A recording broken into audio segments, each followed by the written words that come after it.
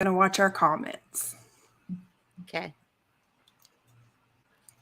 Hello, everybody. Welcome back. And this could be the last time that you ever say Merry Christmas, because if we are reading Mark 7:13, thus making void the word of God by your tradition that you have been handed down, you may never want to listen to Merry Christmas again. It's all commercial. We are going to show you all about it. And I have purposely waited until after Christmas because I didn't want to spoil anybody's Christmas. What about you, Penny? No, we don't want to kill Christmas, that's for sure, but we will educate you on the pagan roots of where Christmas began. That's right. Right after this break.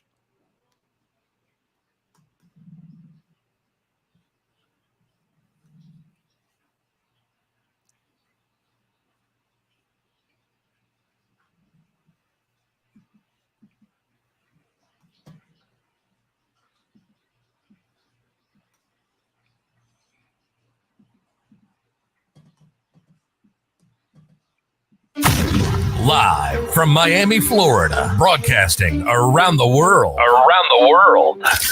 You're listening to Patriots Perspective with Christy Tasker. Your news behind the government's facade. Don't fall victim to propaganda or spend another 30 days in the tech gulag. Turn off your Tell Live vision and just listen. Hear the most mind-opening hours of your life as we interview whistleblowers and real patriots for uncensored truth. The Commie News Network and Fake Book cannot control the power of Jesus Christ. Therefore, they have no power over us. There aren't enough Vegas strippers to fake check what's coming. Put in your earphones and avoid the tech tyrants. Subscribe to patriotsperspective.com now and see the evidence and action items to help you take back your God-given rights, government, and expose Satan and his demons taking up residence in your community. Be sure to hit the like or rumble button and comment to tell us where you're holding the line. That's right, Penny. Today we have got so much to go over. But first of all, how was your Christmas? It was actually excellent. We have a new family member who is residing with us in the house. You might hear her crying a little bit. Her name is Elsa, and she is a puppy that was born outside. We have working border collies, so she was born outside underneath the tool shed. And when we were in Bastrop, we used to call it the White House because it was a white house. Now it's a brown house, but I still call it the White House. So she was born under those. She was born under the White House, which is the tool shed. But it was freezing, so she made her debut on the Dark Outpost. And she came in, lights, camera, action. And we said, what should we call her? And I decided we were going to call her Elsa from Frozen. And Susie agreed. Oh, that's so cool. That was a nice Christmas gift. It was. I keep telling my husband that last year's Christmas gift was the best Christmas gift he was ever going to get. It's the gift that keeps on giving. That's because I found a puppy for us. Our older dog is 12, and Boyd kept thinking that Bentley, our traveling poodle, was going to like die any moment because he was always like just kind of lying around. He really didn't do a lot. And so I found him a little brother that's keeping him nice and spry at the age of now 13. And so I said last year I outdid myself. So this year I did almost nothing, especially when I learned the truth about all of this Christmas stuff and how sickening it can get and where it really came from. Well, I do have a lot of, let me just just add in my little PowerPoint here.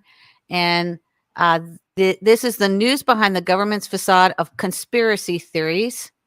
And today we're going to be talking about the truth about Christmas and Boxing Day, Arizona election lawsuit, Elon's Twitterverse, the Twitter files, and I also wanted to say that Christy Tasker is our international correspondent from Miami. She's on the Dark Outpost on Tuesdays from 9 a.m. to 10 a.m. Central Standard Time. And then also we are expanding our hour. So starting January 2nd, 2023, the Dark Outpost is going to extend to 5 hours. So our daily show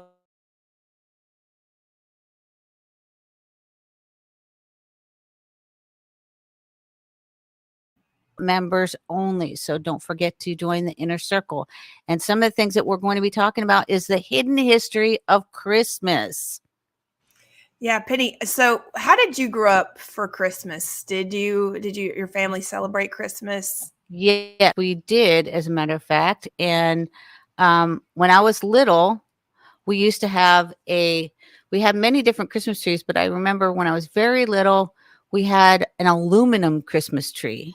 Oh yeah, that's my favorite. That's kind of what mine looks like now.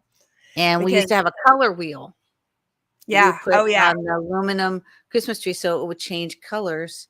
And I remember one of my first Christmases, I got a red rocking chair.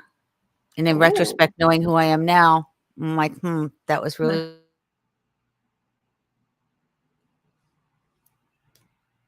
Penny, I think you're cutting out. Can anybody hear Penny? Can you guys comment and let us know if either one of us are cutting out or both? Can you hear me? I can hear you really good. I might be spinning around a little bit because our Wi-Fi is a little wiggy. Oh, okay. I think it's due to the cold. I was going to say, and it's very cold in your area, right? Yes. The blizzard bomb has extended throughout the entire, basically the entire United States. Let me see if I have a little thing on that. Here we go. Yeah, my dad was sharing with me even photos from Buffalo, New York, and it literally where the water is actually blowing like off of some of the lakes. Yes, it's actually like freezing on the homes. It's crazy how this is happening. I'll try to bring up that photo. I didn't think about it, but it's pretty miraculous how this is doing. And what's even stranger is whenever I'm talking to some of our troops, it's amazing how some of the soldiers don't know what HARP is, and that we have weather warfare, and that it really is a such thing as weather warfare. You can just look up HARP, HAARP, and you will find where multiple colleges have spoken about HARP. And I know we're not talking about the weather today, but considering it's such a part of everyone's life. And it's even cold here in Miami today. It was cold yesterday. It's epic. It is an epic. They're calling it a weather bomb, essentially. Mm-hmm. I do have one precursor before our Christmas talk, and this is hundreds of Santa Clauses take to the snow to ski ahead of Christmas. And this is really loud. You don't actually need to hear this, but that's just wanted you to see. That's real, right? Yes, that's real. Oh my god! This is reported on the Sun. So, what does this say about the one and only Santa Claus? This has to be confusing to children, right? Yeah. I wonder if this is part of Santa school. I don't know. That's hilarious. Thoughts?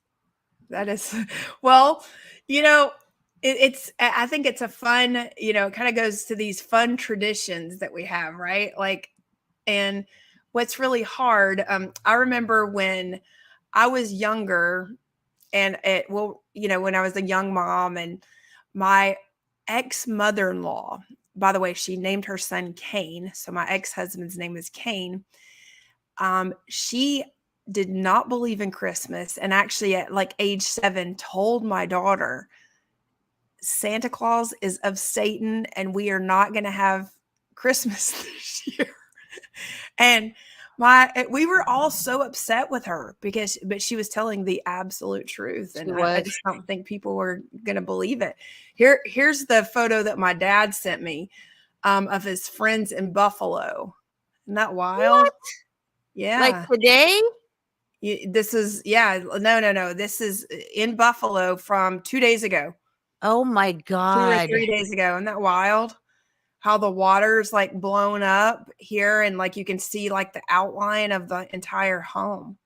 It looks like a tomb. I remember when I was studying at NYU and we lived in Deal. We didn't live in Deal. We lived near Elbrum in Long Branch. And I remember it was a tri-level house, and we had to actually climb out through the window of the top floor because the entire house was snowed in to get out of Yeah. the house. I would be absolutely miserable in that. I mean, I'm a little like I don't like to be like snowed in or have to be inside. I really like don't even like this weather. I mean, you can kind of see it kind of makes me like my vocal cords don't work so well. I get a sinus attack, so I really hate it when we have like all this change in weather. Or I even have to travel when there's a change in weather. It's like such a pain. Well, I don't mind the change in weather, and I just think that if it's going to be this cold, we should have snow. Personally speaking, I think we should have snow. Oh, you think we should have snow if it's I going to be think this if it's cold? going to be this cold, we need snow. I think that's hilarious. Yeah, I would say that like I have no desire to ever be in the snow. If the best thing about snowing is snow skiing, and even still, I'm like, yeah, I really don't want to do that anymore.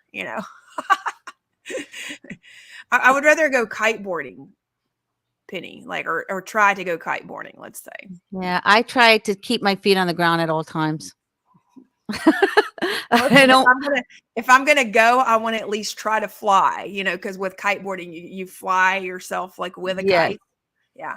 I yeah. mean, I'd rather my feet just stayed on the ground. I don't want to be flying in a kite. I don't want to be in a balloon. I don't want to be. I didn't even want to go skiing, but I did ski one time when I was in Sedona, Arizona, and I went to the local region where they were having skiing, and I never skied before because I was afraid I was going to break my leg and have to stand on stage with a broken leg. And of course, I got a fat ski instructor, so no handsome ski instructor for Penny. and and then of course I slid going down the bunny trail and hurt my knee and had oh to my. stand on stage with a hurt knee, Are you just still like I feeling thought. it to this day? No, I'm good. The next time you're on with my mom, you have to ask her about the motorcycle and the hurt knee. Yeah, Oh Lordy. she remembers it like every day. So here I have I've just clipped this out, and it's short. It's the pagan origins of Christmas.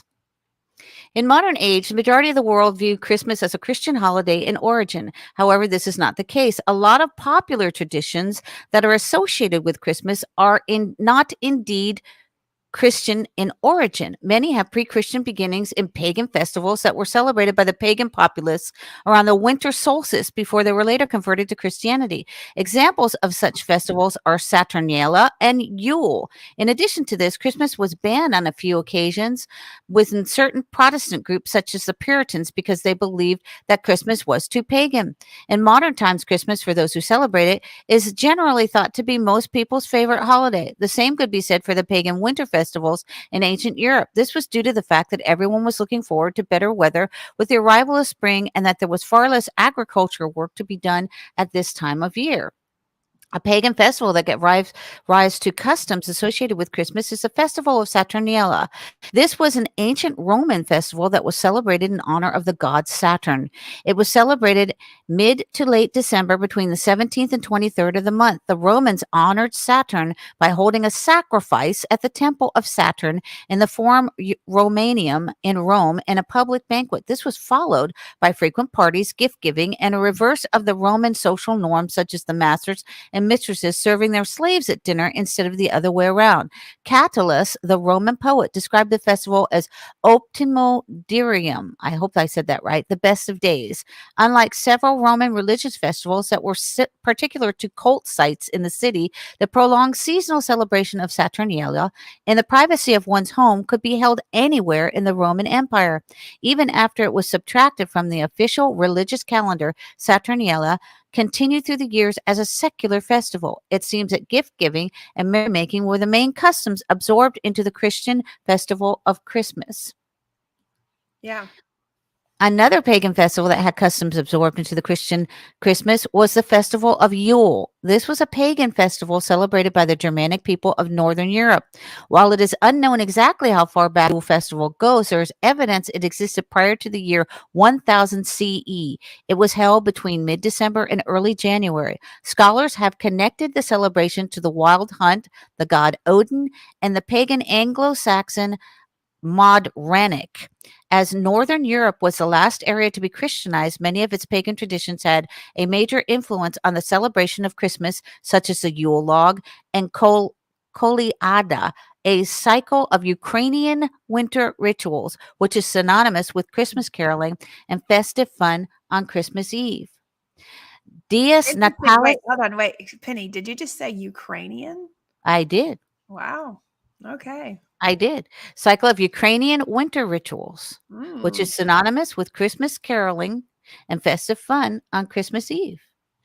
I don't know how to say this, but I'm going to try. Dies Natalis Solis Invicti, the birthday of unconquered sun, is one more pagan festival that can be attributed as a prequel to Christmas.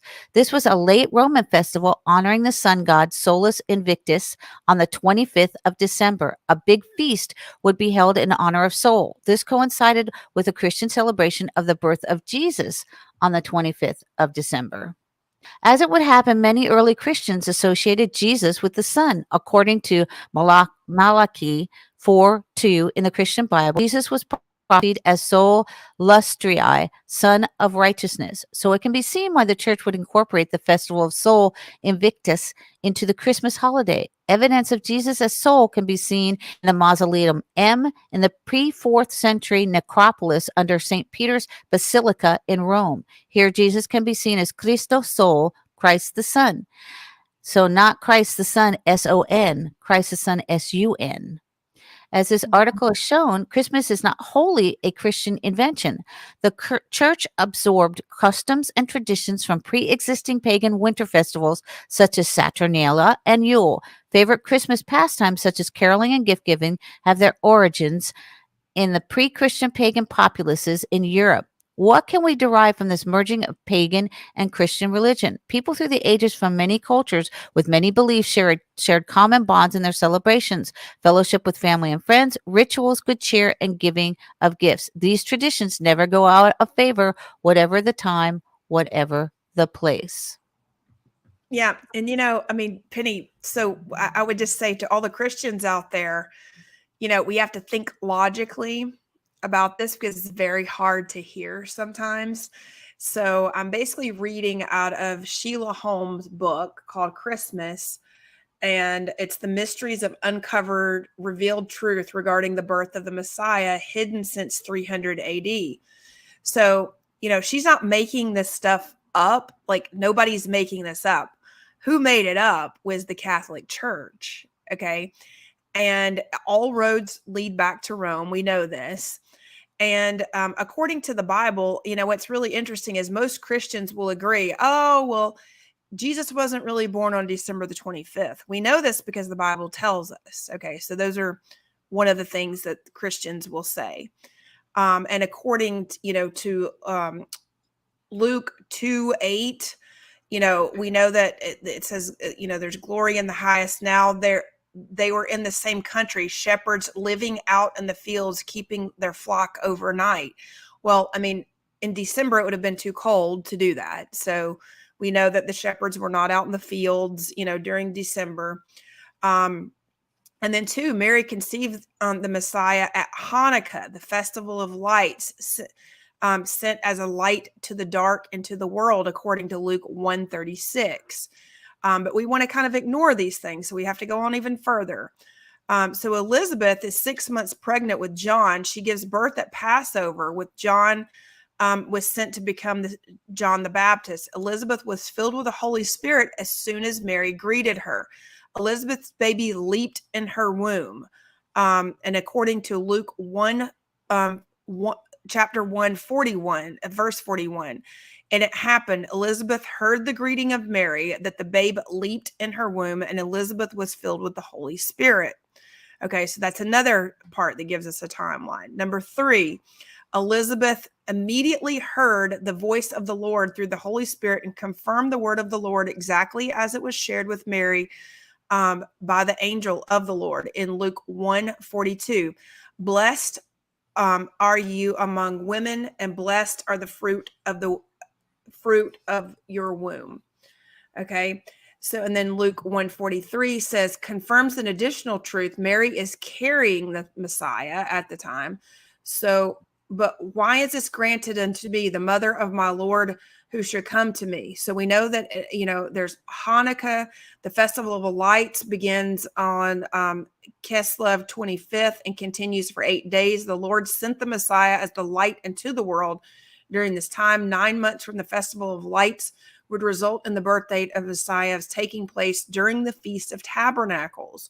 So the birth of John the Baptist at Passover, we confirm that in Luke 1:56. Mary remained with her Elizabeth for about 3 months and returned to her house. The birth of John the Baptist is confirmed in Luke 1:57. Now Elizabeth's full time came for her and delivered, and she brought forth a son. So, the Bible tells us these things. And then Mary's 9-month pregnancy time frame confirms by giving birth to the Messiah at the Festival of Tabernacles, exactly as described in the scripture. So the Feast of Tabernacles, this was a time when God required all male Jews to travel to Jerusalem and remain for 8 days. And at the time of the feast, officials often took census and collected taxes, according to Luke 2:1. The people would not be able to find housing there, and there would be a number of people traveling to Jerusalem, so they would need to arrange or stay in a temporary housing while they are away from their daily activities and their home for the 8 days. Bethlehem is close to Jerusalem, a journey of approximately 5 miles. The Messiah did come to tabernacle among us. According to John 1:14, the Word becomes flesh, and the Word became flesh and dwelt among us, and we beheld his glory, the glory as of the begotten of the Father, full of grace and truth. He became to show us the becoming of the temple of the tabernacle. The shepherd spread the word of the birth of Christ, the birth of the child far and wide, according to Luke 2:8, and then Luke 2:19 says, but Mary kept all those things, pondered them in her heart for the shepherd's return, glorifying and praising God for all the things that they had heard and seen as they were told unto them. And then the circumcision of Jesus, we know the circumcision of Jesus was on the 8th day at the conclusion of the Feast of Tabernacles, according to Luke 2:21. And the 8th days were completed for the circumcision of the child. His name was called Jesus, the name given by the angel before he was conceived into the womb. In addition, Mary was required to submit to purification and present her son to the temple within 40 days. So according to Luke 2:22, Jesus was presented at the temple. Now the days of her purification, 40, according to the law of Moses, were completed. They brought him to Jerusalem to present him to the Lord. Joseph is now concerned for their safety due to the king Herod, according to Matthew 2:13, the flight into Egypt. Now, when they had taken and departed, behold, an angel of the Lord appeared to Joseph in a dream, saying, awake, take the young child and his mother, flee to Egypt and stay there until I bring you the word, for Herod will seek the young child to destroy him. So, I mean, those are, passages which we know the timeline is way, way, way, way, way off. And number two, Jesus never told us to celebrate his birth, Penny. And he never told us when his birth was. I mean, or his death. He didn't celebrate either. So we take these traditions upon ourselves and we make up these holidays in which people have these crazy expectations and for commercialization purposes. And I really don't think that they realize that the propaganda that they're being fed. And we're all fed that way. That's the reason I was asking, how did you grow up? You grew up with a Christmas tree. I grew up with a Christmas tree. I had a Christmas tree. You can go on my Facebook page and look at the video of the Christmas tree, okay? Because my husband, he thinks that it makes him feel better. people want to think, a tree makes us feel better, when the reality is it's part of the pagan worship as well. And the Bible actually tells us not to worship the tree, not to go cut the tree and bring it into our homes and decorate it with gold and silver. So, I think we've all got a big, huge awakening like coming. What are your thoughts, Penny?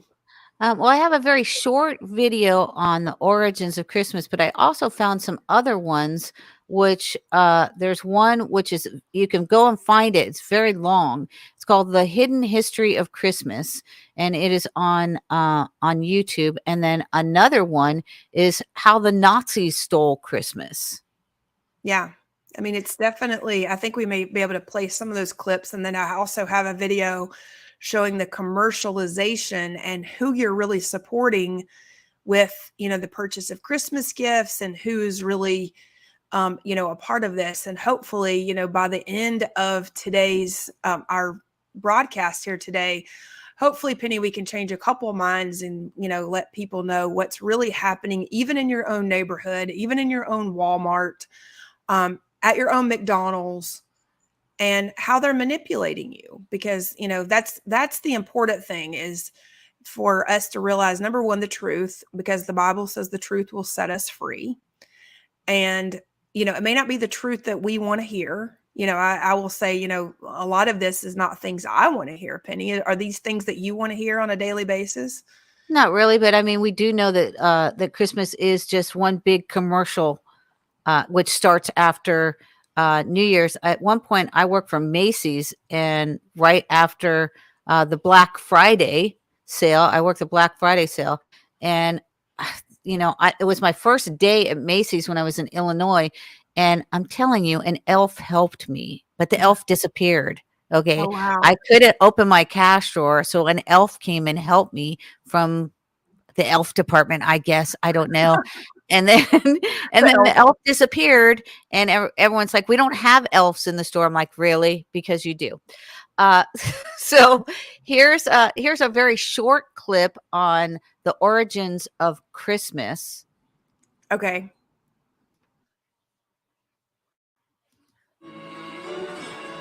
We've all heard the biblical origins of Christmas, but societies have been celebrating light and birth in the darkest days of winter centuries before Jesus walked the earth. In the Norse country, this winter celebration was known as Yule. Around December 21st, the winter solstice, fathers and sons dragged evergreens indoors as reminders of life and set logs on fire as a promise of good fortune. Ancient Rome had its own December festivals. 1 week before the winter solstice, Romans began celebrating Saturnalia, an orgy of food and drink in honor of Saturn, the god of agriculture. Some Romans, particularly soldiers and government officials, also worshipped Mithra, the sun god. It is believed that to this small but powerful sect, the birthday of Mithra, December 25th, was the holiest day of the year. By the 1st century AD, pagan traditions were being challenged as Christianity took hold throughout the empire. But Christ's birth date remained a mystery, since the Bible doesn't mention exactly when he was born. Since pagan Rome already celebrated the birth of Mithra on December 25th, it is theorized the church adopted the date as the birth of the Christ child. In the 4th century, the church made it official, declaring December 25th as the feast day of the Nativity. The church knew it could not outlaw pagan traditions of Christmas, so it came to accept them. The evergreens traditionally brought indoors were decorated with apples, symbolizing the Garden of Eden. These apples would eventually become Christmas ornaments. The story of Santa Claus also began in the 4th century with the death of Nicholas, a beloved Turkish bishop. The anniversary of his death became known as St. Nicholas Day. On December 6th, good children woke to gifts from the kindly saint. Bad children sulked away with nothing. In Holland, he was known as Sinterklaas. 1,500 years later in America, a seminary professor named Clement Clark Moore reimagined the legend of St. Nicholas. In 1822, Moore wrote a poem called The Night Before Christmas. about a good-natured saint named Santa Claus, who was pulled by a group of reindeer and came down the chimney on Christmas Eve. Like St. Nicholas, Santa Claus spread good cheer and gave gifts to children. Less clear was exactly what this Santa Claus looked like. Then in 1863, Thomas Nast, a cartoonist for Harper's Weekly, settled the matter once and for all with his version of the Christmas saint. Nast's Santa was rotund and jolly, with a full white beard and a sack full of toys. An American icon was born. So that's a little bit on Christmas. I have other videos. Did you have something you want to show? Yes, I do have something I want to show. And then the other thing I want people to see, and I'm going to pull this up so people can see it for themselves, because I want everybody to understand that this is not really hard to find, okay? But you just have to kind of know what to search. So I basically just put in because we know that all roads lead back to Rome and lead back to the Catholic Church, which is one of the largest landholders in the entire world, with their own banking system. Okay. So we know this because, Trump and many others basically pulled it up. So I just want to show the audience a couple things that I was searching. Is I said, what Pope started Christmas? And of course it comes up. Okay. Because I'm going to show you, what happens when you ask, Google, is this a pagan holiday? And they even contradict themselves in their own answer. Okay. So this is what we all have to realize is, how much we've been lied to, and really just keep reading to the third line of everything. So Pope Julius the First. And so basically, if you just go to Google, you type what Pope started Christmas, and it says Pope Julius the First was the Bishop of Rome from the 6th of February, 337 to his death on 12 April 352. So he didn't obviously live that long, right? Well, maybe, I don't know, that we don't have his birth date. Sorry.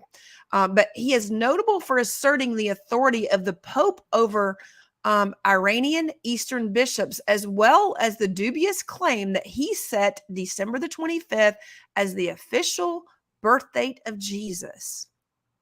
So I wonder what Bible he was reading, Penny, to have gotten that date for the 25th. So it seems like pure fiction. He was reading some pure fiction. Yeah, right. Okay, so I want to show the audience this as well, because so now I've pulled up Christmas is purely a pagan festival. Okay, so this is the very first thing that Google. I always go off of the first thing that appears in Google, because that's really what they want you to read. Okay. So I just search again. I'm going to repeat this so that our listening audience can search it for themselves. Christmas is purely a pagan festival. That's what I put in Google. Okay. No, Christmas isn't a pagan holiday, but there are elements of the holiday that can be linked to paganism. That's what it says, Penny.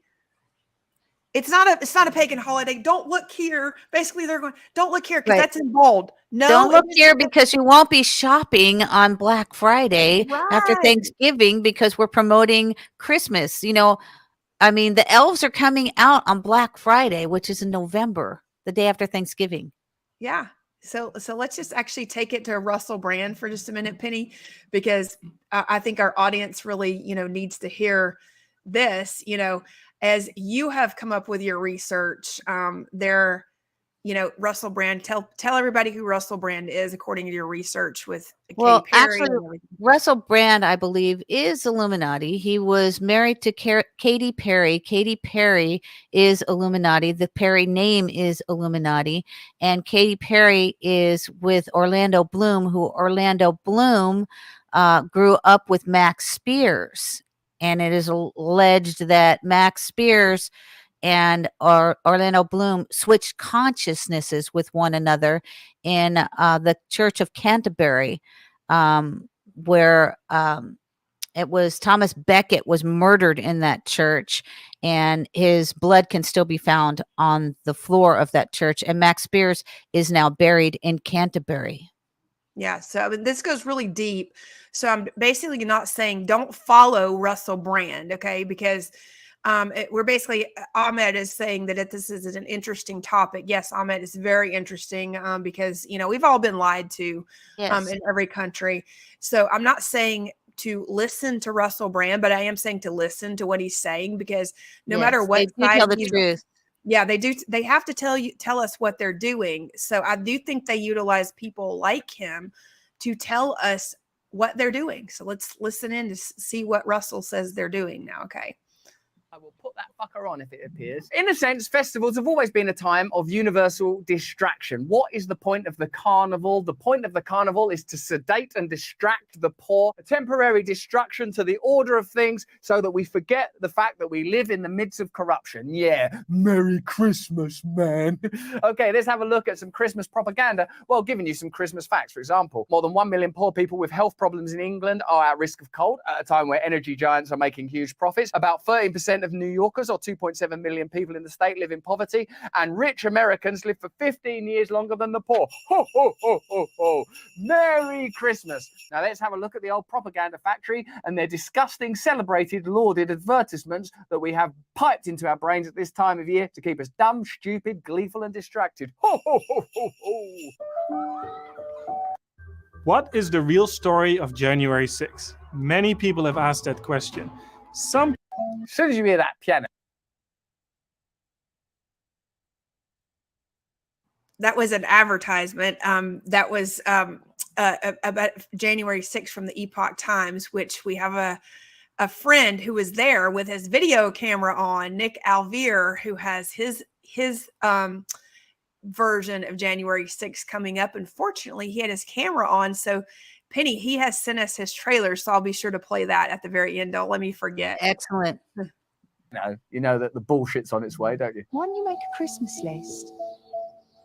A list? Yes, I think I will make a list. How about energy companies start giving some of their profits back? How about Pfizer give some of their profits back? How about companies that sell sugary, salty, disgusting food aren't given platforms like this? No, you're going on the naughty list. Looking from a window. How many more times can you hear a cover song sung like this? Looking from a window. But I'm sick and tired of that whole mood. Thin, reedy rendering of a timeless classic, almost as if the very life force is being sucked out of people. So Penny, being from your music background, I want us to stop and commentate a little bit on this. We know that music definitely puts, like in a movie, depending on what music and what frequencies and tones and everything we're hearing, it changes our whole mood and our whole perception, right? Yes, eliciting an emotional response of a tearful frequency. Yeah, so that's what they're doing. I'm going to keep going. Christmas list. Thing is it works as well, isn't it? You sort of start to feel like sad and lonely. It's actually fucking working.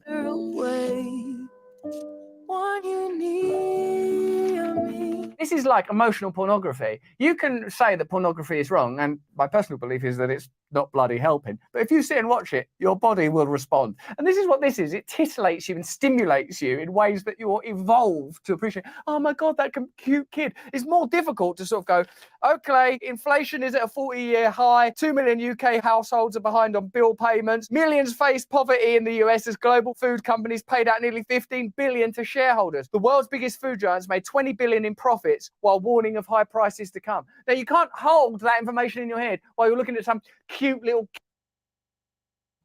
So Penny, did he just say inflation's going to come and we're going to have no food and people are cold? And I mean, think about how many things he just told us in that very short clip. Yes, and these are the realities that we're living in right now after the COVID debacle. Millions of people were dispossessed from their homes. They couldn't pay their mortgages. They were kicked out of their jobs. Many died. Many had family members that died.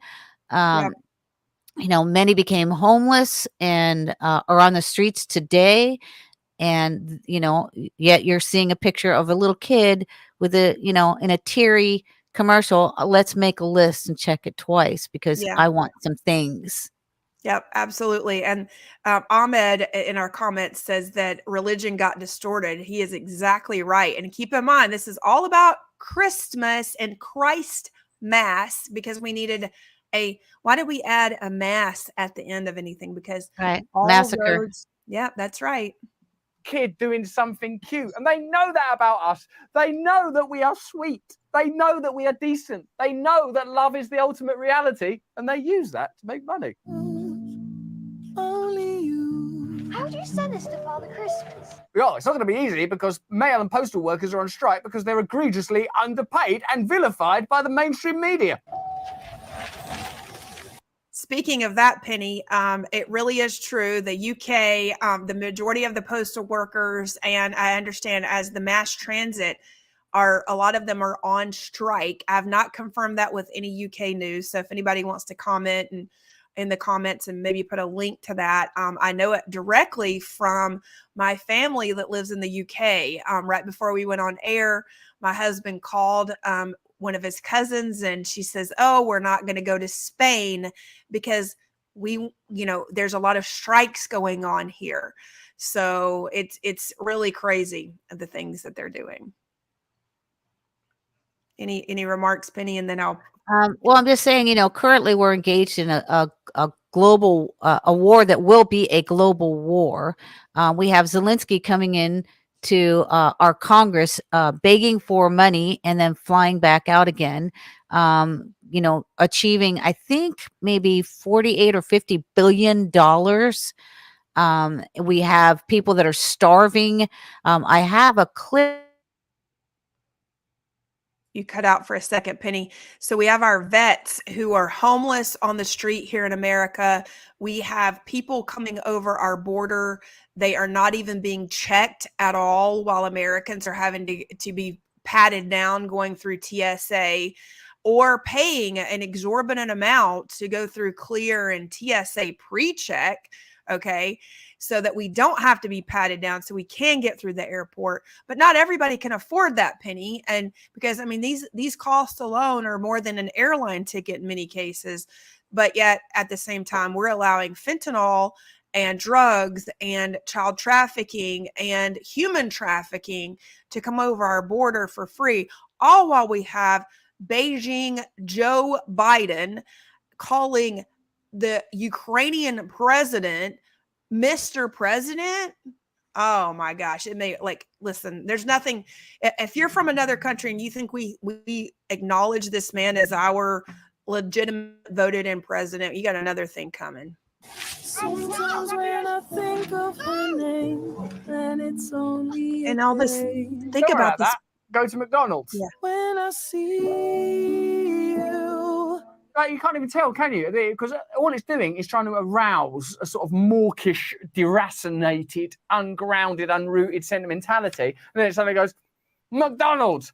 Well, McDonald's net worth in 2022 is 194.7 billion. Their gross profits in 21 to 22 was 13 billion. During these various wars and pandemics, their profits have increased. Phthalates in McDonald's food are linked to health problems like reproductive health problems. So ironically, you wouldn't be able to have a cute little kid to send a Christmas list because your nuts and ovaries won't work because of the bloody McDonald's that you've been invited to eat. Studies say that by 2045, we'll have a median sperm count of 0. So enjoy the last generation and enjoy that Big Mac. Eating junk food raises the risk of depression, says a multi-country study. A study that found that foods containing a lot of fat or sugar or was processed leads to inflammation, not just of the gut, but the whole body, known as systemic inflammation. So what they do is they rouse your emotions and then sell you profitable food that's bad for you and call it Christmas, which is meant to be about kindness and Christ and community and transcending the material experience. They use the values of spirituality to further inculcate materialism. And all I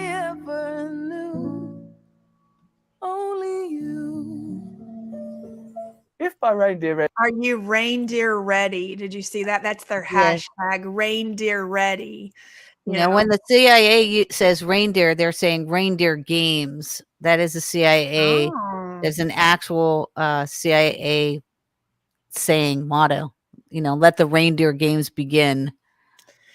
Oh, I didn't know that. That's very interesting. So what would reindeer games be typically, Penny?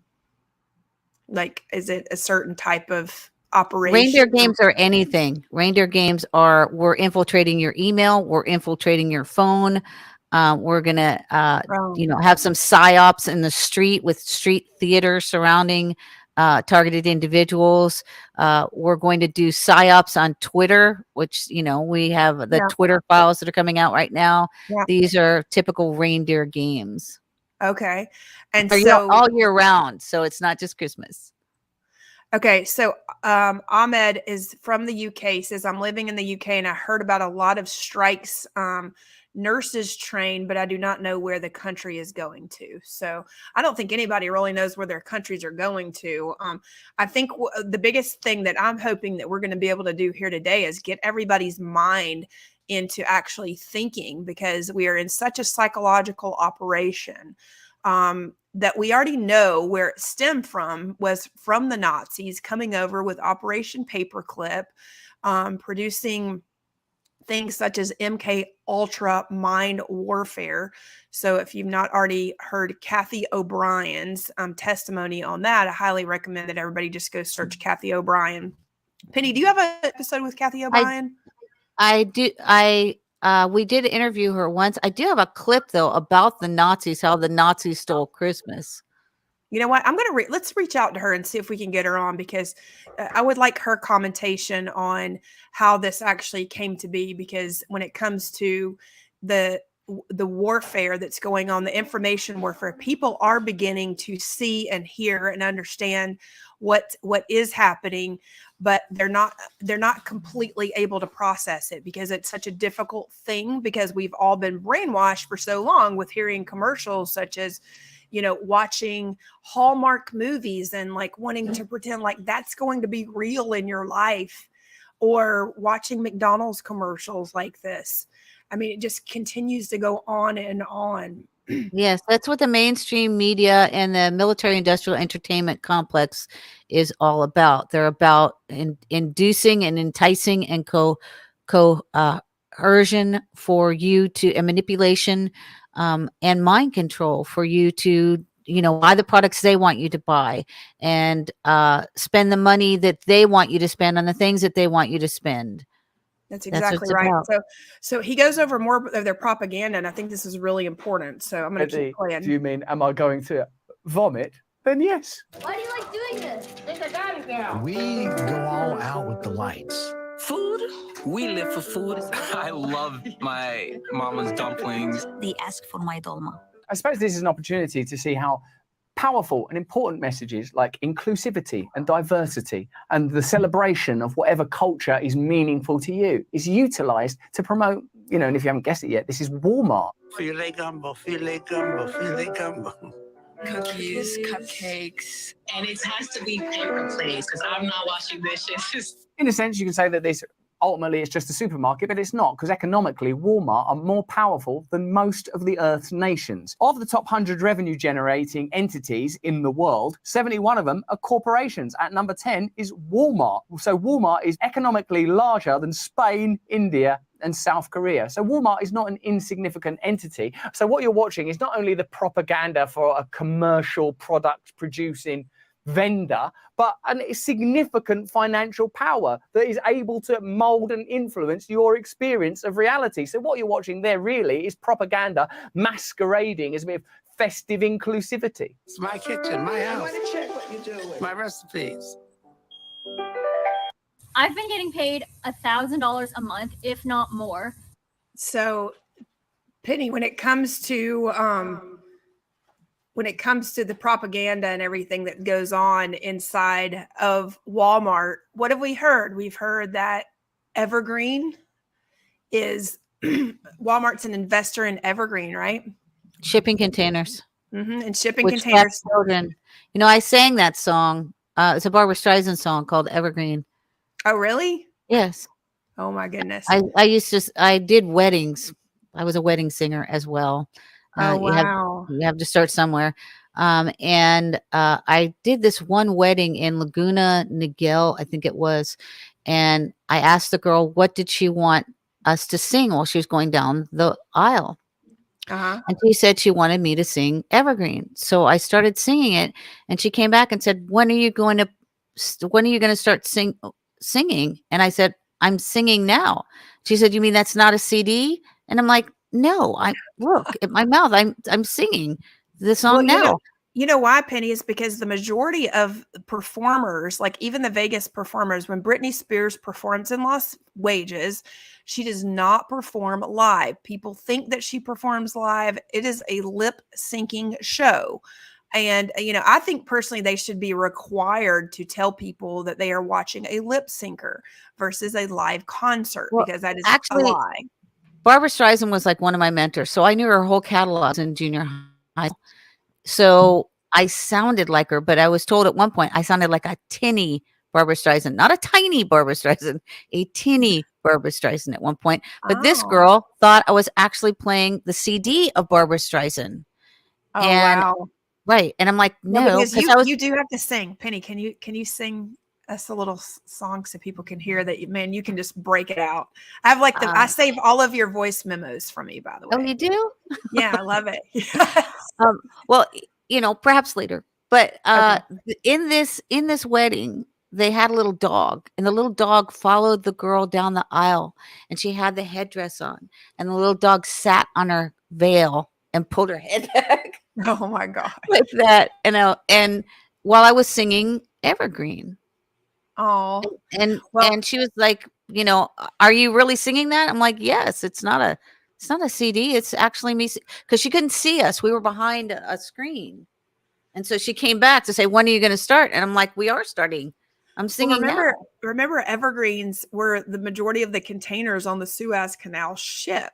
It's kind of interesting that just happened a couple of years ago, and it seems like it's been like forever ago. Also, there was a list, Christy, which I found. I don't have it on me right now, but I found it a couple years ago about people that were involved in the sex trafficking trade, and Barbara Streisand was on that list along with Whoopi Goldberg.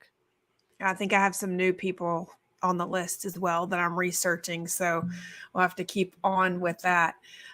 So I'm going to go back to the Russell Brand video, because he's got even more in here, and I think he did a good job of telling the truth, in this particular video. So, if you only want to share this video with your friends, it may be a good one. I suppose what we're pointing out is the distinction between what you're presented as reality, what you experience as reality, and the true nature of reality. What is organizing your planet? What principles are affecting your life? How is your experience of being a human alive right now on this planet being utilized, rebooted, and manipulated in order to generate profit, to reduce your personal power, and to distract you from the fact that you can't prevent this from happening? That, to me, is everything. It's the best place to be. Significantly, you're told that these enterprises rise to positions of prominence because of entrepreneurial ingenuity. But you, the taxpayer, are funding poverty wages at organizations like Walmart. A government study shows that taxpayers are subsidizing starvation wages at McDonald's and Walmart. Walmart employees have to rely on food stamps and Medicaid, employing the most workers whose income is subsidized by taxpayers. So ironically, if you worked at Walmart, you wouldn't be able to afford that food without food stamps, even though you've got a job at the place you're getting the food from. On the first month of Christmas, my true love shared with me Hershey's Kisses so sweet. You're being dragged face first into idiocy by these organizations. The truth is that Nestle, Mars, and Hershey have been using child labor to get cheap cocoa. A 2020 study by the University of Chicago found that 1.5 million are harvesting cocoa today, with the main countries for production being the Ivory Coast and Ghana. On one hand, we have dancing, celebrating children, and on the other hand, we have children toiling in cocoa plantations being paid what amount to slave wages. Get together, big hugs and smiles, million wacky selfies, Hershey's Kisses so sweet. Gift bonding. Gift Hershey's Kisses special selection. And a new study suggests that those kisses contain toxic heavy metals. Yeah, I mean, you can't even make this stuff up. No. And he's dropping some truth bombs, isn't he? Yes, he is. It's, saying that the kisses contain heavy metals. And I mean, it's like, and people, we really, okay. So number one, if you are buying these chocolates, you can just stop. I mean, really, you can stop. And, I want to encourage people to research, like whatever you're buying, search like the brand name and child labor, or brand name and human slavery, you know, because you'll be surprised what you'll come up with, because they're definitely not going to put this in maybe the first or second page of Google. So just go ahead and go like third or fourth page, you know, like don't even skip their propaganda pages, because they do control what goes on the pages and in order. Whenever it comes up. That's the reason almost every website has a Google Analytics code built in. So all they have to do is block our site if they determine that like the information is either untruthful, or they want to put mainstream media first, which they most often do, or even their fake checkers, Penny, like Snopes. And then what happens is they bold everything that they want you to read, because they know a lot of people don't even click to go to the page to see at the bottom, well, this is, you know, mostly right, but it could be misconceived as wrong. So we're going to mark it as false. Okay. But you didn't read that. They didn't read all of that. And they didn't bother to read, you know, and if we think that those organizations are going to tell the truth, it's like, these are the organizations that are hired and paid for by the same people who are delivering the information to begin with. Yes. They're all the mainstream media and the Mockingbird media, and they're also the military industrial entertainment complex, which is run by the CIA. Yep. And that's the reason we're like living in a snow globe. Well, the same mood, haven't they? Whether it's Amazon, Walmart, Coca-Cola, McDonald's, Hershey's, they all have the same sentimentality. And I imagine that these kind of emotions are utilized to bypass rational thought. The images of family, inclusivity, joy, spirituality, even mysticism can all be utilized essentially to distract us from the fact that these products aren't going to work for you. They're not going to make your life any better. You're on one hand having the odd McDonald's, or drinking a glass of Coke, or having a Hershey's Kiss, or using Amazon and Walmart are part of the ordinary experience of many people. But the part of the function of these advertisements is to distract us that we're participating in systems of real and genuine power, that we're living in a world where there is increased poverty, increased suffering, lowering the quality of our food, and preventing us from having real agency in our real lives. In a sense, we're participating in a very, very powerful system. And even these apparently innocuous commercial products are part of a system that ultimately will prevent you from being happy and keep you continually distracted. All right, I'm standing here in front of the federal courthouse in Washington, D.C., and inside is the first jury trial that was brought forth by special counsel John Durham in his ongoing quest to get to the bottom of the FBI's alleged spying against the Trump campaign. And between what we were able to learn in that trial, as well as what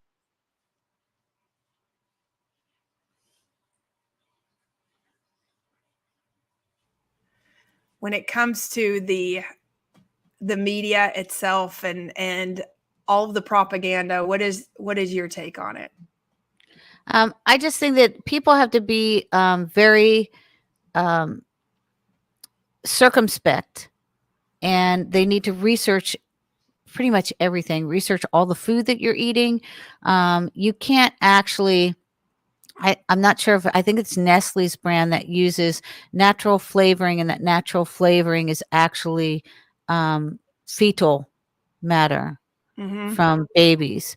So there's so much of this stuff in your foods. There's heavy metals in cereals that I would just tell you, please research everything and then pray over your food, because you have to eat. And so, you know, that's my advice, is please pray over your food. Well, my advice is try to get food from places that are local to you, from local farmers, if there are local farmers nearby that maybe you know don't use pesticides. If you are purchasing foods from the grocery store, make sure that you are washing them in vinegar, so that, you know, you're kind of stripping off any of the waxes and the pesticides, you know, especially if you're eating like the outer portions of peels. And I think the most important part, Penny, is to actually try to stay away from boxed foods at all, because I think that's where they also put a lot of, let's just call them ingredients that should never go into food. Not only the heavy metals, but also aborted fetal parts and human meat that has knowingly gone into McDonald's hamburgers. And I mean, it's just disgusting, and it's something that we should, just be very cautious of, and not take our health lightly, because, or buy into the propaganda of what's occurring. And I'm going to go back to Russell because he's got even more, Penny.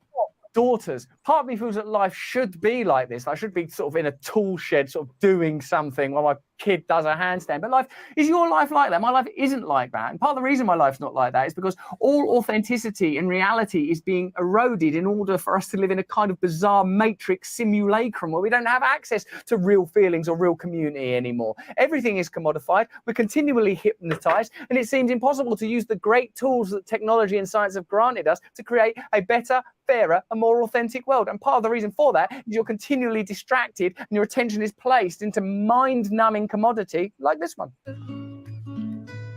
Sweet child, up in the morning out that door, who knows what the world has in store for. But if you actually work for Amazon, you haven't got time to take your seatbelt on or off or have a piss. Is there a reality? Straight, I know. So this is Amazon. Amazon is essentially now a nation mapped onto the planet. And listen, I'm not some crusader. I use Amazon. How can you not use Amazon? How can you not use Amazon Prime, watch their TV shows? This is part of the point I'm making. It's so immersive and total. It is like we are in that snow globe. Like we live in that fucking thing now. There's no way out except for a spiritual awakening and conscious community activity. Amazon's gross profit in 2021, pandemic, was $216 billion, nearly a 15% increase from the previous year. For some organizations, the pandemic was positive. Amazon gets $10 billion of federal contracts despite Biden's union pledge. The Biden administration has re-awarded a massive $10 billion federal contract to Amazon, even as the president faced mounting pressure to fulfill his promise to halt such contracts to companies that refuse to remain neutral in union elections. So they use values like family and unity and togetherness in their commercials, but in their business, they break down solidarity. They break down the possibility of fairness and justice. You hold me up, so I can fly. While Amazon presents the public-facing side of its business as saccharine, family-orientated and fun, the reality is they have an 80% higher rate of serious injury of their workers. A union-backed study of safety data found Amazon workers had 5.9 serious injuries per 100 people, almost 8% higher than the rest of the industry. The study's organizers blamed Amazon's obsession with speed as the main cause of its problems.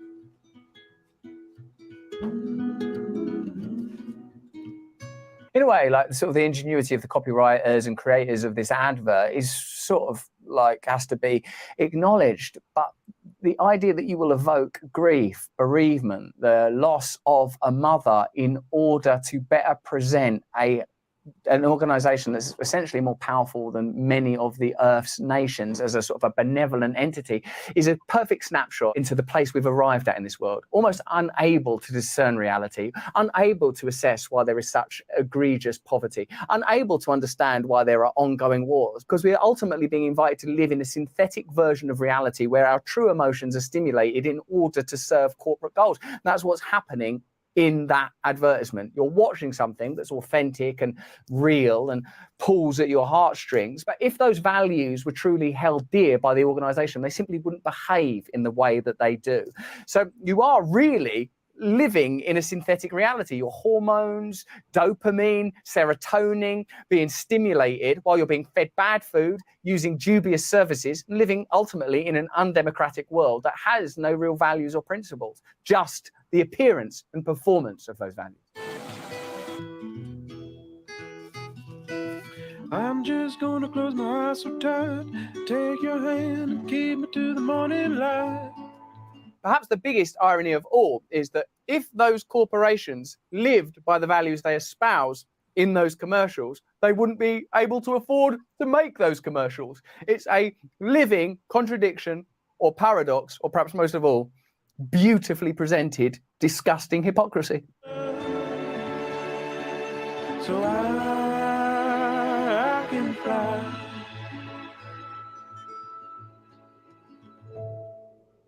Have you ever heard of an economy? So, yeah, that's pretty eye-opening, huh, Penny? Uh-oh. I think you're on mute. Very eye-opening. Yeah, yeah. You'd have to read my lips. Yeah, I know. It's not easy. I know, because like you live out where Amazon is like one of the only places to kind of get things from. Yeah, it's a $1 store town. Well, and One gas station. not only that, but I was going to say, like, even if you go further, what's there? Walmart? Yes. Yeah. Far So, I away. mean, like, what are your choices? Amazon, Walmart, maybe a Dollar General, and Dollar Right. General is a franchise-owned store. So somebody at the top is still getting fat and wealthy and rich, because there really probably aren't even a lot of places for independents to even buy things anymore. So I've got a clip on how the Nazis stole Christmas. Oh, please bring it on, sister. Here we go. And just stop me whenever. Okay. The 30th of January, 1933. Adolf Hitler, the leader of the Nazi Party, is appointed Chancellor of Germany by the German President, Paul von Hindenburg. Following his appointment, the Führer begins laying the foundations of a Nazi state based on racist and authoritarian principles. And in less than 6 months, Germany is transformed from a democratic state into a one-party Nazi dictatorship. Nazism, as a totalitarian ideology, tries to penetrate, dominate, and control all spheres of human life, promoting the myth that the state is creating a national community open to all Aryan Germans, regardless of class, region, or religion. However, Jews, blacks, and Roma people are excluded from this new community as racial outsiders. Authority in government, the party, economy, family flows downward from Hitler and is to be obeyed unquestioningly by the community of obedient Germans. Christmas must not be an exception to these totalitarian efforts. In December 1921, Adolf Hitler gave a Christmas speech to his party members and sympathizers in Munich. In a raised, aggressive voice, with spittle uncontrollably bursting from his mouth, he declared that the cowardly Jews have crucified a savior of the world to the cross. Approximately 4,000 sympathizers who were present applauded hysterically and shouted in agreement. Hitler promised them he would not rest until he has put all the Jews in the ground. Later, when the electrifying atmosphere of Hitler's speech had worn off, the attendees sang Christmas carols around the Christmas tree, and the poorer members of the Nazi Party from the ranks of the working class were given charity gifts. Nazism, as a totalitarian ideology, tried to penetrate, dominate, and control all spheres of human life. It wanted to reshape the Germans' thinking, the world of values and mentality, and create what they called Volksgemeinschaft, a single obedient national bloc of all Germans. After the Nazi Party came into power in January 1933, Nazi ideologists... What does that remind you of regarding COVID? Oh yeah, it's the basically it's a situation where they've tried to get us all on the same but different playing fields. In other words, they try to get you to take a side. Yes, and if you're not on that side, we have musicians that have said if you don't, I think it was from Kiss, Gene Simmons, who had said that you're an enemy. You're an enemy. You're if you don't take a vaccination, you're an enemy of the state. You're an enemy of humanity, is what he said. An enemy of humanity. Speaking of which, Ron DeSantis has filed a lawsuit to we'll bring that in a bit regarding the vaccination companies and in terms of what's going to occur with that'll be really interesting. So I'll bring that up in a few, along with trying to get people to understand that we have all been fooled in some way, so I know that there's a lot of people who either are in our country or in different countries. I think one of the biggest things they did is they tried to make the world think that Americans were all taking the jab, through their fake propaganda surveys or sometimes I don't even think they take these surveys, Penny, because I've never been asked about any of these surveys. Have you? No. I mean, not on a single survey have I ever been asked.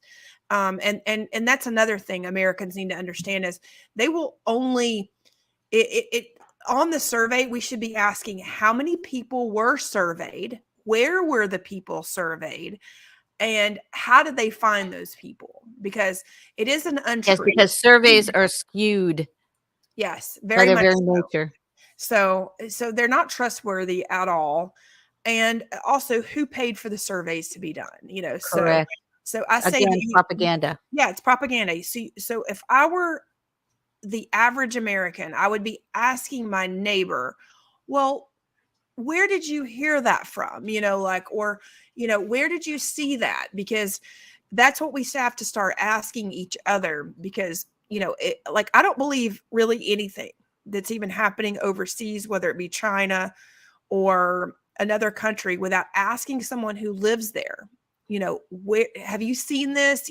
Did you see the Russians at the border? Because for all we know, I mean, these people are the best movie makers there are. We know this, right? What was Hitler's best tool? Propaganda.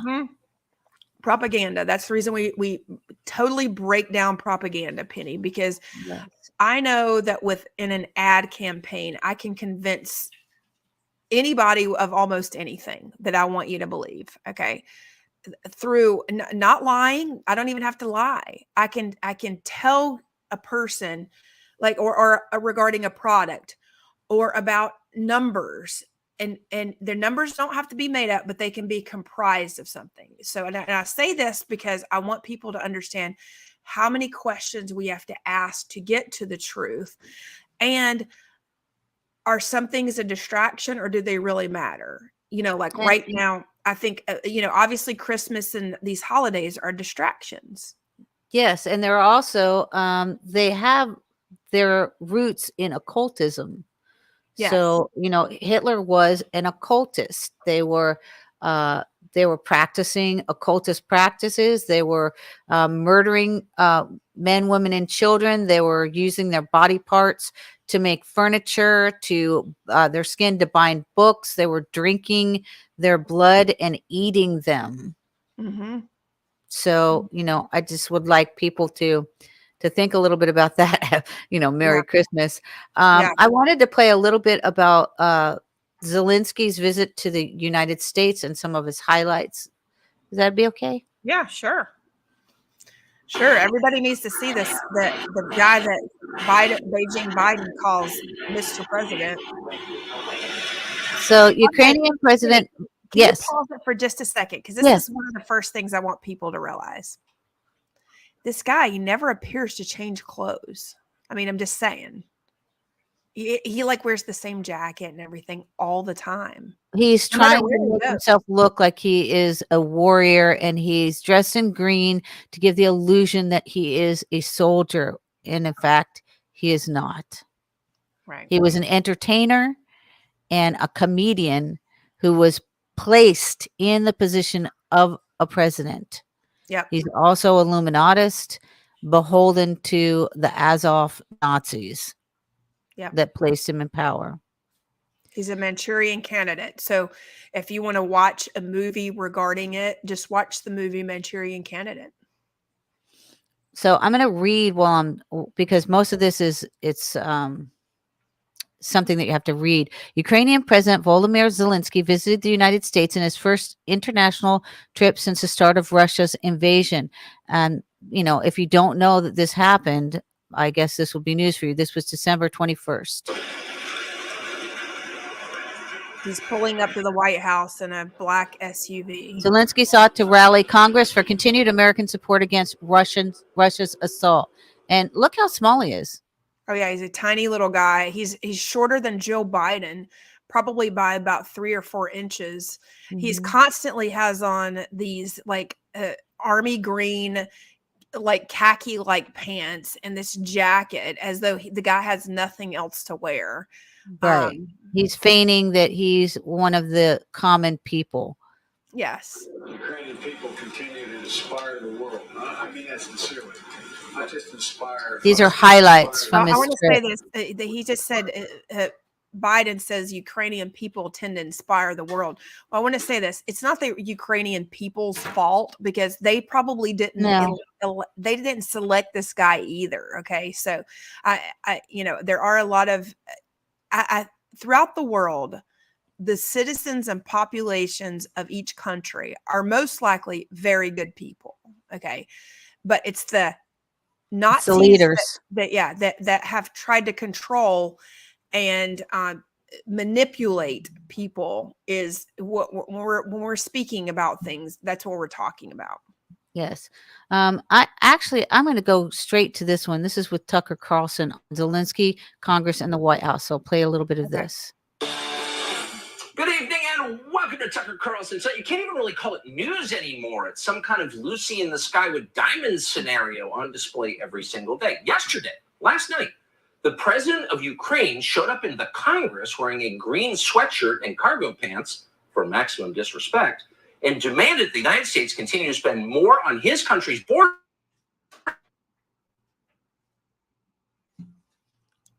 Penny, I think your audio keeps cutting out when you're trying to play videos. I'm sorry?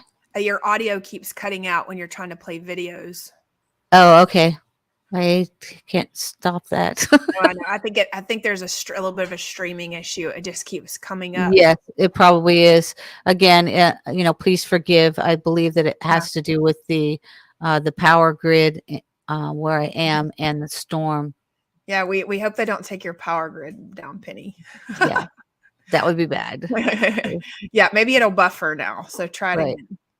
For him, Zelensky put a salesman's gloss in what otherwise might look very much like a scam.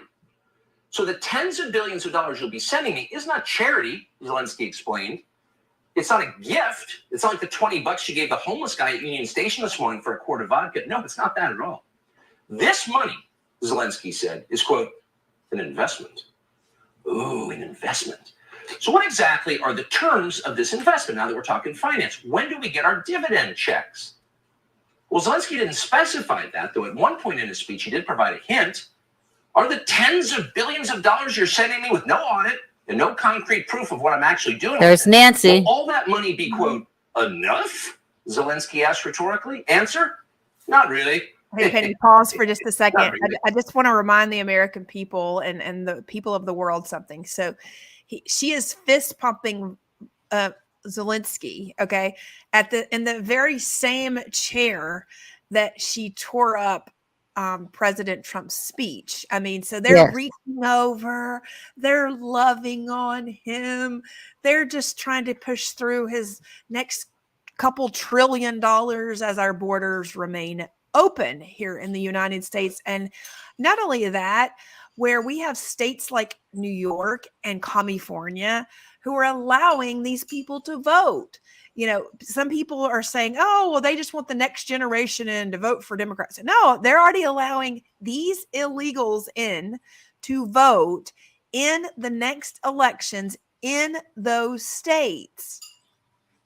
Yes, they actually, Texas just sent a shipload of immigrants to Kamala Harris at the Naval Observatory. Oh, good. And so there's a whole video on that, but it's basically saying, how could we do that? And, how could we send these people to this cold and barren Washington, D.C. from where they were in cold and freezing Texas?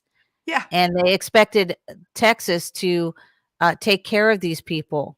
So we went ahead and sent them to where they belong to Kamala Harris, who is not protecting our borders. Well, this is what I also want Americans to think about, or even anybody throughout the world. Okay. So when you have borders that are open, if you are not willing to accept those people in your home, because that's what used to happen, there were no hotels to put people up in.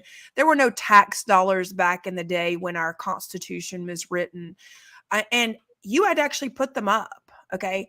And I'm sorry, I know people don't like to hear, they were put up on plantations or they were put up, but that's what they are. We need to start calling things as they were. They were plantations because they had grounds, they had animals, they had things to feed the people with. So who do we think is going to feed these people. Okay. Your children, are your children going to go to work to feed these people when you won't even feed the people?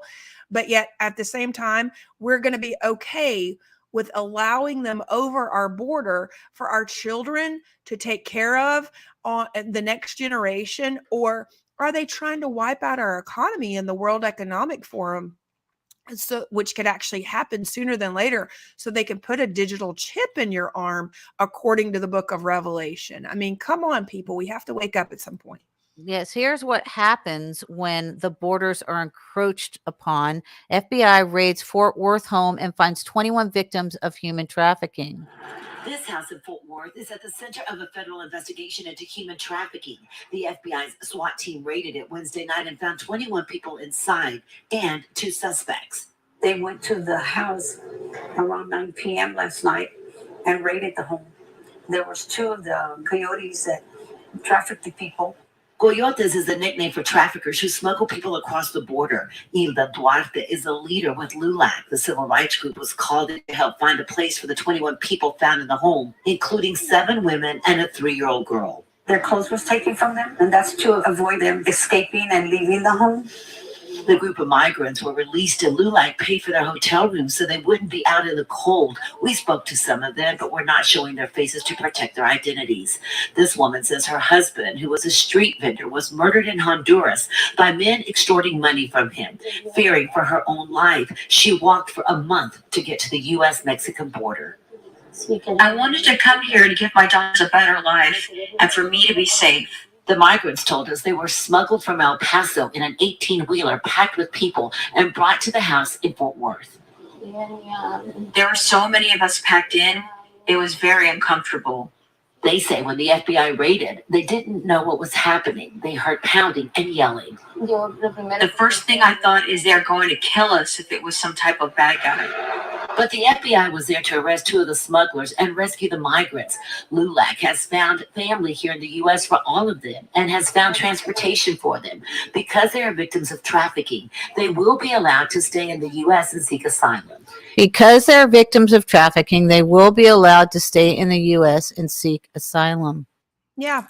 And imagine all of the trafficking that's going on here. We've already uncovered trafficking within our own child protective services, in which states are, such as even Florida, Freedom Florida, privatizing these organizations to take care of them, because that is the way that they smuggle money, let's say money launder from one organization, from the government technically, to a private organization. And until we, the people, speak up and we become unified and not be okay with any of it, then we are going to continue to endure some of these things. And it's absolutely crazy that we would have to.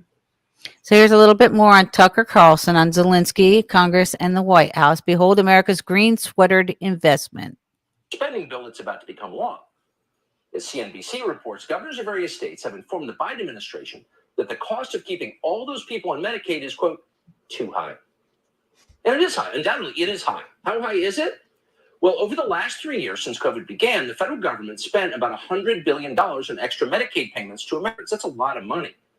How much is it? Well, it turns out that $100 billion is roughly what Congress has sent to our fast-talking Ukrainian friend in the sweatshirt in less than a single year. Just for comparison. Right. Just so you know what the priorities are in Washington. Your health care is just too expensive, sorry, and your border is too. Can't afford it. But for the strong man who runs Ukraine, no cost is too high. That's real. Does that frustrate you? Does hearing the details infuriate you as a citizen? It should. Imagine if you went to Congress to plead your case. Maybe you showed up in a sweatshirt to tell them what you think. Right.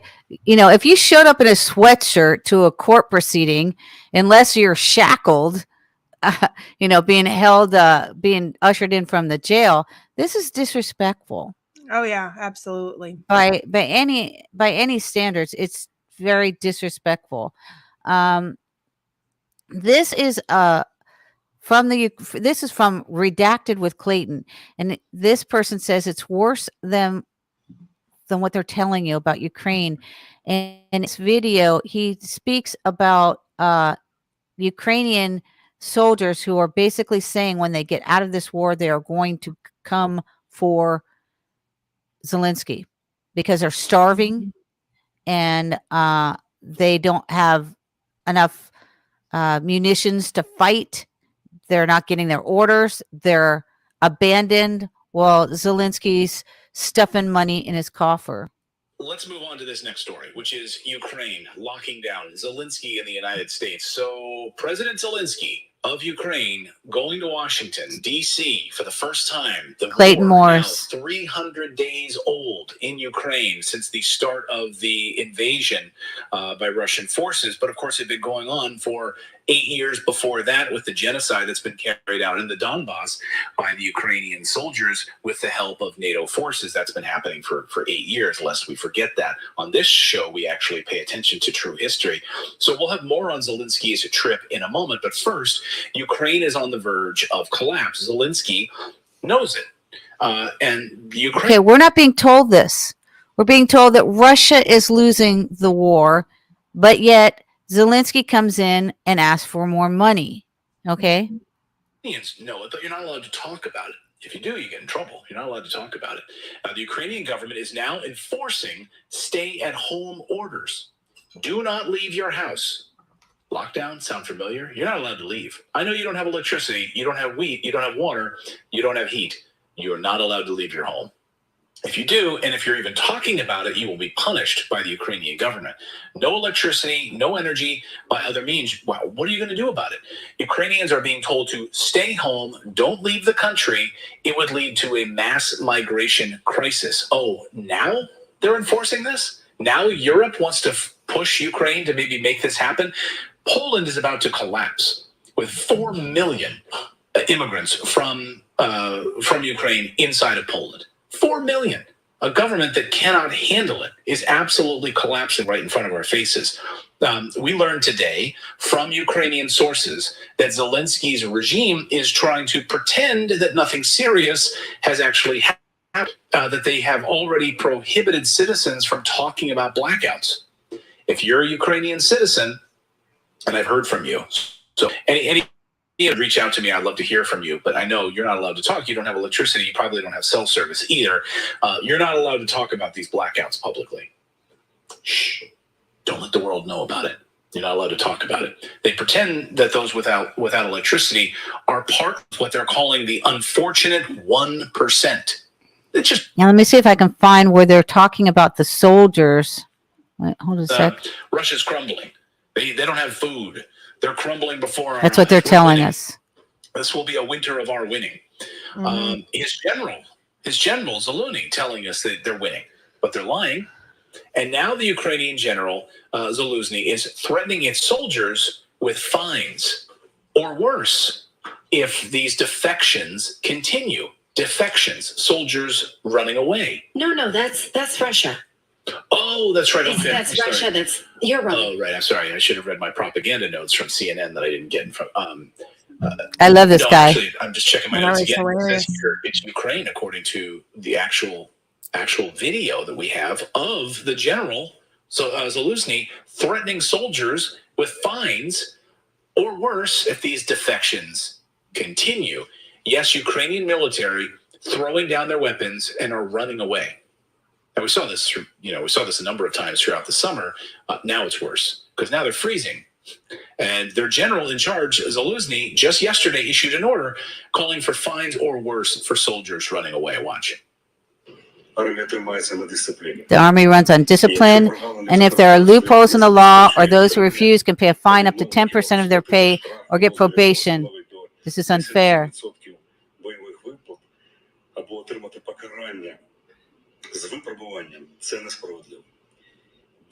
Moreover, and this is key, other military personnel are forced to cover the exposed areas of the front, which leads to an increase in the loss of personnel, territories, and civilians living there.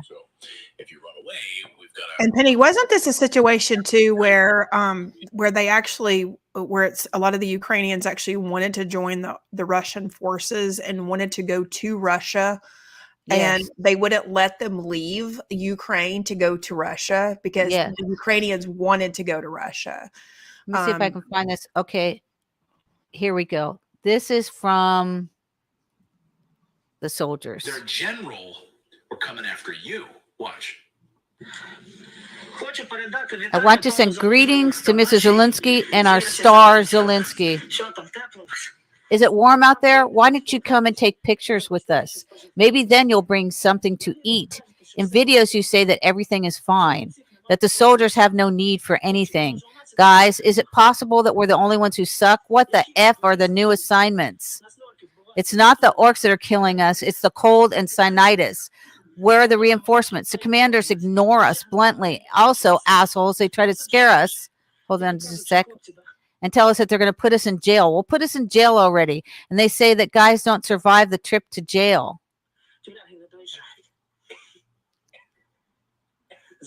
Remember, we will definitely come back. We will survive. And not for the sake of victory, but rather to hang you faggots in Kiev on the Maidan. They're pissed. Yeah, that's what I was saying earlier. This is the Ukrainian people are not a part of this like regime. You know, they want us to think that, you know, as Americans, that we're helping the Ukrainian people, which is an absolute untruth. So, Penny, I find it absolutely heartbreaking to find out that my former church, Free Chapel, you know, is like raising money for Ukraine and the Ukrainian government. Are you kidding me? I mean, this is ridiculous. Can you tell the audience about the gun trade-in for Ukraine, which is going on? Yeah, the Miami gun trade-in for Ukraine. I'll actually pull it up so that people can actually see it. But yeah, the city of Miami trade-in had a big gun collection where they gave people a gun buyback program for the Ukraine. Okay, so I'm going to show you directly on the county website so that people can see it for themselves, because I'm all about you guys being able to see everything for yourselves, because that's the important part of basically understanding, you know, even how to do your own research and everything. So this is directly on miamigov.com. So I want people to understand something about Miami. We have two mayors. We have a city mayor and we have a county mayor. So this is miamigov.com is the city mayor. Our mayor takes his income in Bitcoin, and he promotes Bitcoin. He was the first on CNN with COVID after visiting Trump at Mar-a-Lago. Okay. So he didn't come out of his house for months. It is reported by citizens that he has 7 police officers, or he will not leave his home here in Miami. He does not show up to any events. And supposedly he won the election here. I call it this election by 79% of the vote. Okay. So I just want everybody to stop and think about this. I don't care which side you vote on, whether you vote Democrat or Republican. If you have a city or a county that supposedly votes Democratic in a presidential national election, but yet that same city votes for a Republican mayor, almost 80%. Don't think we are not fooled. This guy is fooling you to the nth degree. He partners with Russia on one side. He goes to and this is Francis Suarez that I'm talking about. Pretty boy Francis Suarez. Oh, he's good looking. All right, Penny, as he is taking up guns for Ukraine. By the way, this is completely illegal. People have called them out on it. And we have a few FOIA requests in, because this began on Saturday, August the 22nd at Bellefonte Tocalasi Center, I guess. I don't even know if I'm pronouncing that correct. From 10 to 2, the donations were used to assist Ukraine support efforts. Receive a gift card starting at $50 for an old, unused, or found weapons. Oh, so you could even take in a found weapon. No questions asked, by the way. Do your part and make our streets safer. Visa gift cards will be exchanged for the weapons in the following amounts: $50 for a firearm, $100 for a shotgun or rifle, $150 for a high-powered assault rifle. That's like an AK-47 or an AR-15 or a .223 caliber. Note, handmade replica style firearms such as BB guns or airsoft guns will not qualify to receive these gift cards, but they can be turned in for public safety. Okay. So, yeah, you could just email guns@miamigov.com. I'm going to show you the commissioners that supported these efforts. Okay, so let's call them by name. Let's call Mayor Francis Suarez. This is Pretty Boy Suarez. For those of you in California, you might have seen his face on a billboard in Silicon Valley. Why does he need to advertise in Silicon Valley for himself? Oh, and then Commissioner Ken Russell, who wanted to become famous on TikTok and Instagram. Just go and look at his TikTok and Instagram. By the way, fortunately, he did not win the next election. So he is back in his regime of law enforcement in some way, or being an attorney or something. Oh, and then we have Commissioner Manlo Riaz and then Commissioner Christina King. Okay, I don't care who these people are. I don't even know. All I know is Suarez is supposedly a Republican mayor. Ken is a Democrat. I don't even know what these two are. I don't really care. All I'm saying is it doesn't matter which party they are. They need to be voted, all of them, out of office. Francis Suarez is America's pretty boy mayor. Okay. He is America's mayor. Yes, Penny, can you believe it? I mean, he is supposedly the guy who won't come out of his house, even for Heritage Month, for Heritage Month here. He wouldn't even come out of his house. One of the #1 searches on Google is actually asking what his political party is, because, I mean, he obviously does not vote correctly, but 86% of the vote, he was 86% of the vote in 2017. Oh, he only gets 78%, and somehow he knew he was going to get 80% of the vote in 2021, when the county suddenly required people in Miami-Dade to put on a mask to vote. I mean, seriously, we cannot even make this up. It's absolutely insane. So when it comes to, which party or which sides people are on, it doesn't really matter, because they're all in this together. Okay. They should be like the Purple People Eater Party, because they are all part of the same regime. And they do support Russia. They take Russian money.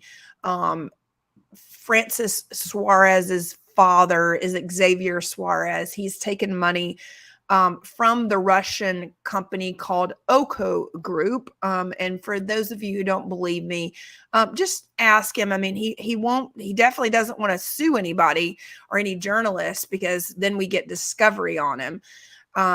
But these guys, his building, he's basically allowed his building to be hit by the construction company, to the point where there are literally there are hundreds of posts holding up the building. You can see them in the garage. Okay. And how do I know that? Because I live across the street. We see it happening.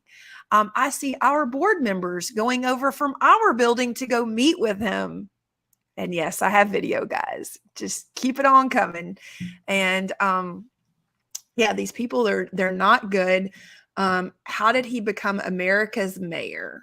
I mean, because people here in Miami, we barely see him. So he was one of the only mayors that actually went to Davos. Okay. So at the United States Conference, a delegation of American mayors, they presented, hold on, let me just make sure I'm covered. So the United States Conference of Mayors, Francis Suarez speaks to C40 World Mayors Summit. So he's always the guy who's like in the forefront. He wants to speak on, he was invited to share his remarks during the session called Cities as Hubs of Innovation, Sparking Collaborative Action to Achieve Net Zero what? Carbon dioxide. Ooh, that means we're not going to be able to breathe if we have net zero carbon dioxide, Penny. I mean, you can't even make this stuff up. Our next story that I wanted to hit up is the Twitter files. And this would be the disclosure. I think it's part 9. So Matt Taibbi started disclosing these things. The files show the FBI acting as a doorman to a vast program of social media surveillance and censorship encompassing agencies across the federal government, from the State Department to the Pentagon to the CIA. And this is most disturbing, and this is from Fox. Twitter files, conspiracy theories are true. Well, look who's back with us, former Deputy Independent Counsel Saul Weissenberg. Happy holidays, happy Hanukkah to you, Saul. It's good to see you. Same to you, Liz. Good to see you. So this story about the FBI calling the internal emails and Twitter files basically conspiracy theories. So does that mean that, Elon Musk, text messages, Barry Weiss, Matt Taibbi, Michael Schellenberger, Lee Fang, they're all conspiracy theorists? Well, if they're conspiracy theorists, they're accurate conspiracy theorists. This is the most disturbing. That's the first time I've heard that in mainstream media. Have you ever heard that? I've not heard that quite either. And I'll share, like Trump actually posted on Truth Social, and people are constantly sharing that the FBI and Twitter colluded to elect Joe Biden, according to Jesse Waters. In other words, the 2020 presidential election was rigged and stolen. It all began a long time ago. They spied on my campaign and tried to, quote, rig, R-I-G-G, the 2016 election, but failed. Remember, our government is doing this, not a person or a party.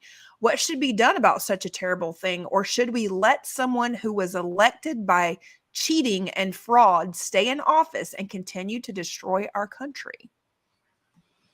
So here's more on the disclosures from the Twitter files. This latest verifying reveal by Schellenberger, the journalist, is the most disturbing of all. Big tech's monopoly on Congress. Lawmakers have tried to introduce legislation seeking to advance antitrust reform. Google, Amazon, and Meta have spent millions fighting it. Shows that the FBI is engaged in an active disinformation campaign to sway the outcome of the 2000. Oops. Wait a minute. Sorry about that. I ended up in the box thing. One second. Here we go. Journalist is the most disturbing of all. It really shows that the FBI is engaged in an active disinformation campaign to sway the outcome of the 2020 election. There's just no other conclusion. And what's amazing about it is that they're working for an administration. This is mainstream media disclosing this on Fox. This is not a conspiracy theory. And he, in fact, said the most disturbing thing about the Twitter files is that the conspiracy theories are true. The FBI refuses to disclose other social media companies paid besides Twitter. Well, Penny, pause for 1 second. I want people to understand something too. Okay. I'm sorry? I want people to understand something.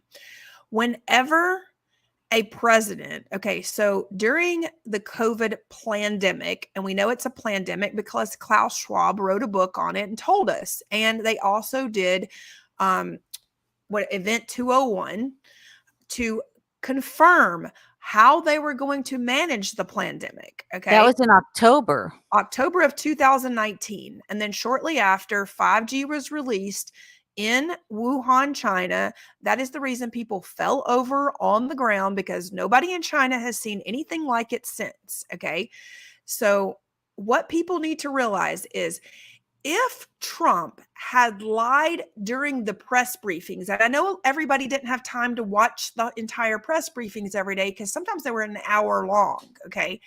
So, but if he had lied, they can immediately arrest him. Okay. He can't lie. He can't go on and openly lie in a press briefing, knowingly lie. Okay. Because trust me, they would have probably loved to have arrested him is my guess. Okay. So he said during a lot during this time.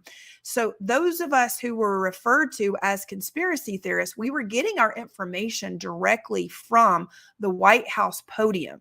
We were getting our information directly from .gov websites, whether it be whitehouse.gov, the Library of Congress. They all had this information out and in there.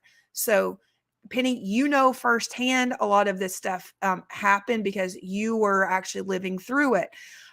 One of the Twitter files that came up just now, I don't know if are you okay if I go ahead and play this, because Twitter files number 8 that documents detail that there was military influence operations going on. So whether we want to think so or not, it does not really matter. So I'm going to just play this really quick, because that way everybody can hear firsthand exactly. And this is also coming off of mainstream media, because, I feel like sometimes people don't want to believe things until they're coming off of mainstream. That's from Twitter tonight. This is the 8th such release of the so-called Twitter files. It's the second in as many days, showing the inner workings of the social media giant and the interactions with the U.S. government.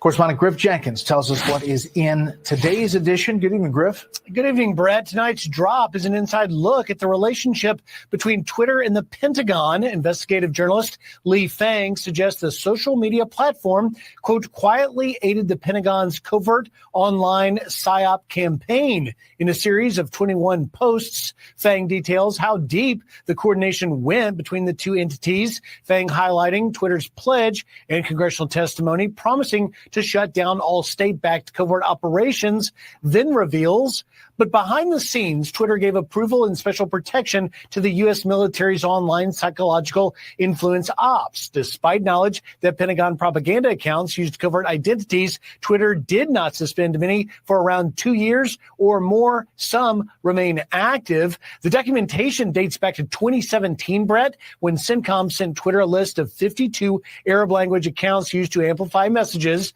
about U.S. military priorities in the Middle East. Noting the same day CENTCOM sent the letter, Twitter officials used a tool to grant a special whitelist tag that essentially provides verification status to the accounts without the blue check, meaning they're exempt from spam, abuse flags, more visible, likely to trend on hashtags. Fang also says some Twitter officials felt deceived, but added this part, saying still many emails from throughout 2020 show that high-level Twitter executives were well aware of DoD's vast network of fake accounts and covert propaganda and did not suspend the accounts. It was a network that pushed narratives against Iran, Russia, China, and other foreign countries, ultimately tweeting as recently as May of this year, according to Lee Fang. And tonight, Brett, we reached out to the Pentagon for comment. They referred us directly to CENTCOM. We have not yet heard back. Brett? So that alone, tells you that there are psyops going on. So if for those of you who don't want to believe that they are real, and maybe you haven't wanted to believe Penny or the Dark Outpost or, truth tellers who are finding the data and finding the real research and who have dug for you, this is real. This is real. And I've said, Penny, all along that, we are maybe today's conspiracy theory according to Google or according to the fake checkers. But the reality is we're far beyond. We're literally like 3 years ahead of the news. Yes, So it really depends on what you want to believe. There's a meme that is out there that says, I need new conspiracy theories because all my old ones came true. Yes. And that's true. It really is true, because, when it comes to even like the baby food having heavy metals and toxins and things in it, that's on congressional record. But yet every time we would try to report, like, don't eat the baby food, don't feed the baby food, like your babies can eat avocado and they can eat actually healthy foods. And all you have to do is put them in a food processor or just mash them up. Like, this is not hard.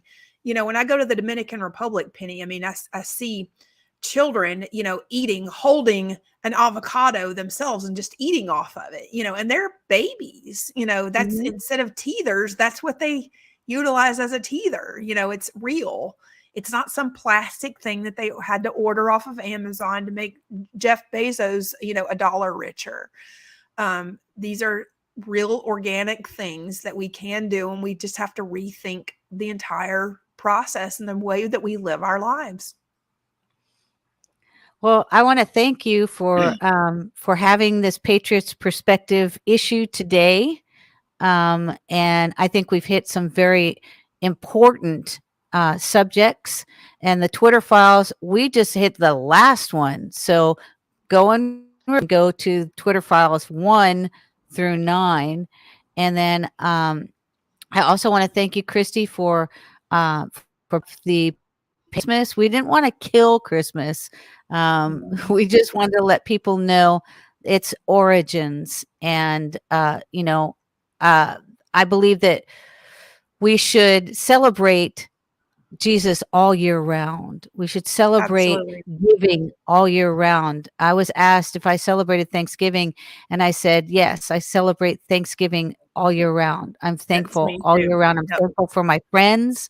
I'm thankful for the opportunity to be able to have David Zublek as a very good friend, and to be able to host on the Dark Outpost. And I'm just very thankful that that I'm doing what I believe that God wants me to do right now, which is to display the truth, and then also to have truth tellers on our shows. Yep, absolutely. And Penny, tomorrow I've got an idea. What do you say if we go back and all the lies that were told tomorrow, so people can really see like all the lies they've been told, and then that may help some people wake up, because when you realize all the lies that you have been told, and then we go from there, that's great. All the lies throughout history. I don't think we have enough time on one show. No, just since the COVID pandemic, just so that they can realize how much they've been brainwashed. Yes. We'll be doing this for the next 50 years, Christy, to try to disseminate all the lies that have ever been told. Well, and I want to encourage people too, because on PS This Rocks, that's my lifestyle and travel blog. That's the first blog I actually create. Actually the second blog I created. But I want to encourage people to go on, and I do have recipes and things that I'm posting to kind of encourage people to get healthy themselves. And I'm going to share some recipes of basic things that I utilize, that my mom utilizes on a daily basis to really stay healthy, because there is a way to do it. There is actually a way where, you can smell McDonald's food and you'll almost want to throw up, to be honest with you, so, and when you realize that it absolutely has no flavor and it is a brainwashing technique, then you really do want to make your own food and be a part of that. So do go on and subscribe to that channel separately. If you are on Patriots Perspective right now, that's psthisrocks.com. You can subscribe to get those recipes. I'm putting them out for free. And then make sure that you do subscribe to patriotsperspective.com, because we do have an email newsletter that will be going out to notify everybody of anytime we have new shows or new articles or anything like that. You'll basically get a daily newsletter, or you can have a weekly newsletter. You can decide when you want to get your newsletter, Penny. So that way they'll know where to find us. Any other closing remarks, Penny?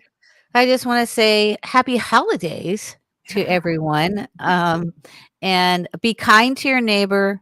Always tell the truth. Always seek the truth, and be a light to those around you.